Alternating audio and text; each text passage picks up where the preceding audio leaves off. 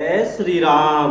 जब रावण रथ पर चढ़कर और मारीच के पास में जाता है, तब श्री रामचंद्र जी मैया सीता जी से हंसकर के कहने लगे। क्या कहने लगे? हे प्रिय, हे सुंदर पातिव्रत धर्म का पालन करने वाली सुशीले, सुनो, मैं अब कुछ मनोहर मनुष्य लीला करूंगा। इसलिए जब तक मैं राक्षसों का नाश करूं, तब तक तुम अग्नि में निवास करो। सुनो प्रिया व्रत रुचिर सुशीला, मैं कछु करबी ललित नर लीला। और तुम पावक महु करऊ निवासा, जो लगी करऊ निशाचर नासा। श्री राम जय जय राम। भगवान श्री रामचंद्र जी श्री रामचरितमानस अरण्य कांड में खुद मैया सीता जी से कह रहे हैं, जब ही राम सब कहा बखानी, प्रभु पद धरे ही अनल समानी। श्री राम जय जय राम। श्री राम जी ने ज्यों ही सब समझाकर कहा, त्यों ही श्री सीता जी प्रभु के चरणों को हृदय में धरकर अग्नि में समा गई। उस समय लक्ष्मण जी लकड़ी लेने के लिए गए थे। सीता जी ने अपनी ही छाया मूर्ति वहां रख दी, जो उनके जैसे ही शील स्वभाव और रूप वाली तथा वैसी ही विनम्र थी। निज प्रतिबिंब राखी तै सीता, तैसे शील रूप सुबीनीता।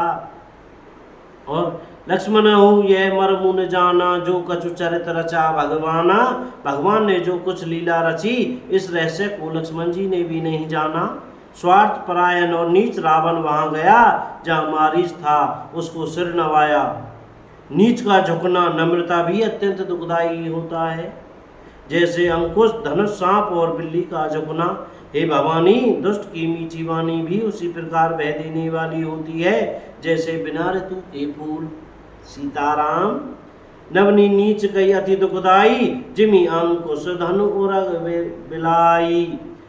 भेदायक खल कई प्रिय बानी, जिमि अकाल के कुसुम भवानी। क्या कह रहे? करी पूजा मारीच तब, सादर पूछी बात, कवन हेतु मन व्यग्रह, अति अक्सर आय उतात। श्री राम जय जय राम। तब मारीच ने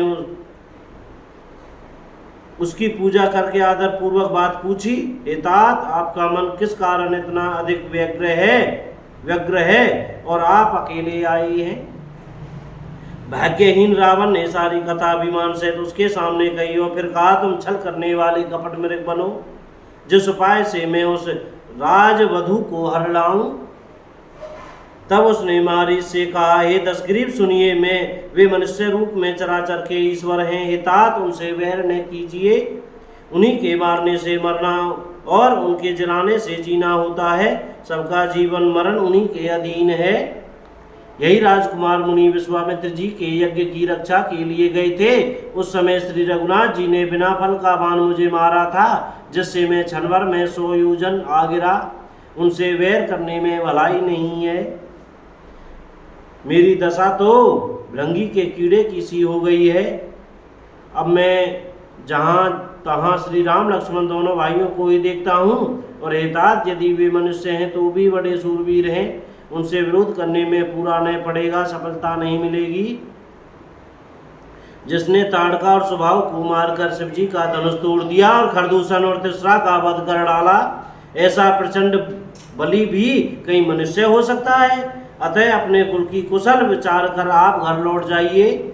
यह सुनकर रावण जल उठा और उसने बहुत सी गालियां दी, दुर्वचन कहे। कहा, रे मूर्ख, तू गुरु की तरह मुझे ज्ञान सिखाता है? बता तो संसार में मेरे समान योद्धा कौन है?